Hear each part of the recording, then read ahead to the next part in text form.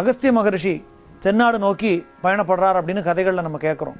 சிவபார்வதியுடைய திருமணத்துக்காக தென்னாடு வந்த அகத்தியர் நம்முடைய பொதிகை மலையில் இருக்கக்கூடிய இயற்கை அழகில் மெய்மறந்து போய் இங்கேயே தங்க ஆரம்பிச்சுடுறார். பொதிகை மலை சாரலில் சஞ்சாரம் பண்ணிட்டு இருக்கக்கூடிய அகத்தியருக்கு ஒரு நாளைக்கு தவம் பண்ணும்போது ஒரு அற்புதமான தெய்வீக காட்சி கிடைக்கிறது.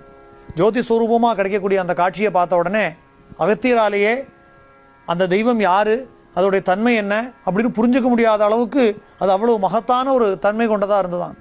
அகத்தியர் அந்த ஜோதி ஸ்வரூபத்துக்கிட்ட பிரார்த்தனை பண்ணுறாராம், உன்னுடைய தன்மையை உணர்த்துறதுக்கு நீ தான் எனக்கு அனுகிரகம் பண்ணணும் அப்படின்னு பிரார்த்தனை பண்ணின உடனே அந்த ஜோதி ஸ்வரூபம் தன்னுடைய நிஜமான வடிவத்தை அகஸ்தியருக்கு தரிசனம் கொடுக்கிறது.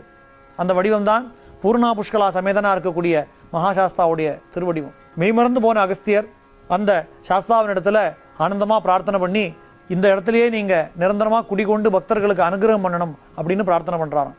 அப்படி அகஸ்தியருடைய பிரார்த்தனையை ஏற்று பகவான் அந்த வாக்கு கொடுத்துருக்கார். ஏன்னா அகஸ்திய மகரிஷி தன்னலம் இல்லாமல் இந்த மக்களெல்லாம் நல்லகதி அடையணுங்கிறதுக்கு வேண்டி பகவான்கிட்ட பிரார்த்தனை பண்ணுறாராம். இந்த நாளில் ஒன்றை நாடி வரவர்களுக்கு நீ வேண்டிய வரத்தை கொடுன்னு.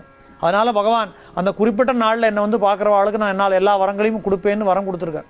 அதன்படி சொரிமுத்தகினார் கோவிலுக்கு விசேஷமாக இருக்கிற நாள் ஆடி அமாவாசை.